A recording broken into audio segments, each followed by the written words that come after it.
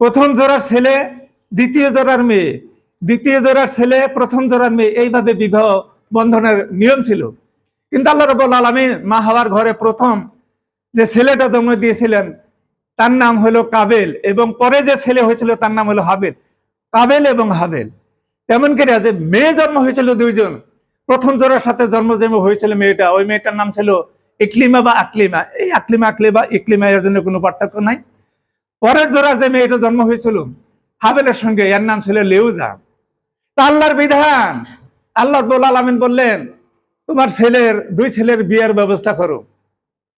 আদম আলাইহিস সালাম বড় ছেলেকে বলল, বড় ছেলে তোমার বিয়ে করা লাগবে। কাকে বিয়ে করব? এই যে তোমার ছোট বোন লেউজা। না না না, আমি লেউজাকে বিয়ে করবো না, দেখতে ভালো না। আমার সাথে যে জন্ম হয়েছে আকলিমা, ওকে আমি বিয়ে করব। আদম আলাইহিস সালাম বলেছিলেন এটি হারাম, শরীয়তের বিধান না। ও হারাম হোক যাই কিছু হোক, আমি